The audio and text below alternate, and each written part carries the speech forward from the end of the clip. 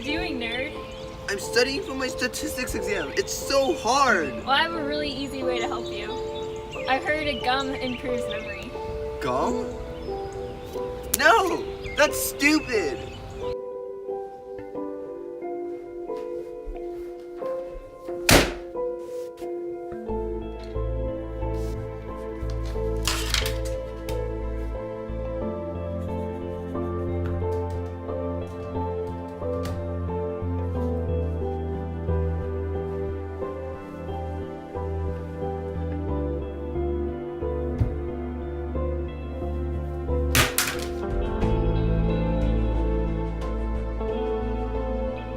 If Michael chose to chew gum while he studied, he may have scored greater than a 12%. Recent studies have shown that there may be a positive relationship between chewing gum and memory. To test the validity of the relationship, we chose to test how chewing gum affects memory with our own experiments, and if chewing gum is truly positively correlated with better memory.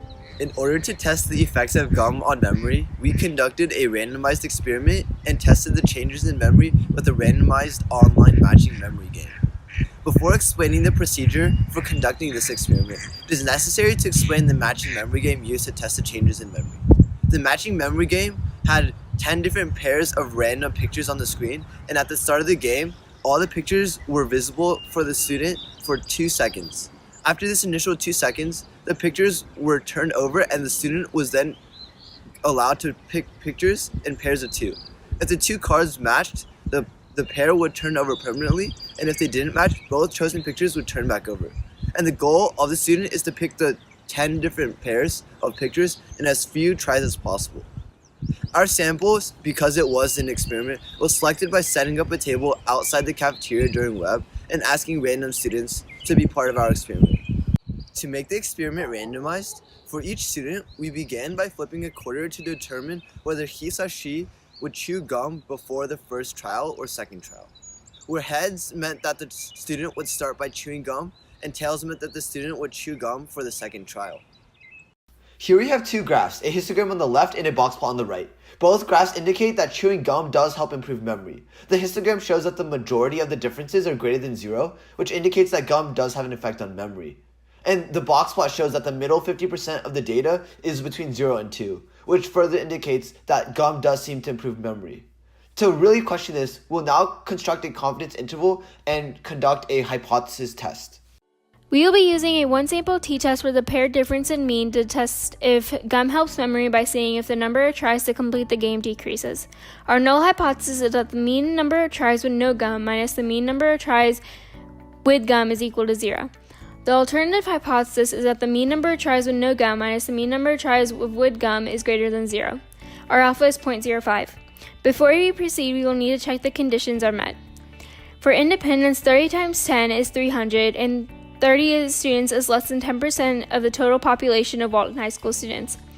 For normal, there is an outlier at 6 and a slight skew. However, since the sample size is 30, t-procedures are robust. For random, the data was collected via a random experiment. It is okay to proceed with a one-sample t-test in the difference in mean. The mean difference is 0.9, the standard deviation of the mean difference is 1.8261, the test statistic, which is a statistic minus the parameter divided by the standard deviation of the statistic, is 0.9 minus 0 divided by 1.8261 divided by the square root of 30, which is 2.6995. The degrees of freedom is 30 minus 1, which is 29, and the p-value is 0.0057. Because the p-value 0.0057 is less than alpha 0.05, we will reject the null hypothesis that there is no difference between the mean number of tries when not chewing gum and chewing gum. There is statistically significant evidence at the 5% level that there is a difference in mean number of tries when not chewing gum and chewing gum. Now we will construct a confidence interval where we will estimate the mean difference of the number of tries taken without chewing gum minus the number of tries taken while chewing gum at a 95% confidence level. But before we proceed, we must check our conditions. So for independence, as already stated before, 30 times 10 is 300, and since the 30 students is less than 10% of the total number of students at Walton High School, the independence condition is checked. Because the sample size is 30, and when n is greater than or equal to 30, we know that t procedures are robust against normality. We know that the normal condition will be checked for t procedures. And finally, the data was collected via a random experiment through the flipping of the coin. So it is okay to proceed with our paired t-test.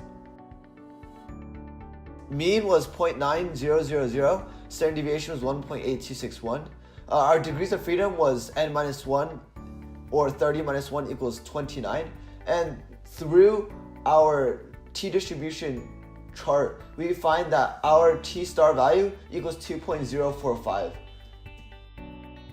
To calculate the confidence interval, we can use the formula the mean plus or minus t star times standard deviation divided by square root of n. So we get 0.9000 plus or minus 2.045 times 1.8261 divided by square root of 30 equals our confidence interval, which is between 0.02182 and 1.5818. We can conclude that we are 95% confident that the true population mean of the difference in tries taken without chewing gum minus the tries taken while chewing gum fall within the interval 0.2182 and 1.5818. Since 0 is not included within this interval and all the values in this interval are positive, we are confident that gum does improve memory. The most blatant flaw in our experiment was the fact that for those people who chewed gum first, that gum chewing would affect their second trial that is supposed to not have any influence from any prior gum chewing. Another flaw is the fact that the result of doing better on the second test could have occurred because people better understood the memory game the second time around.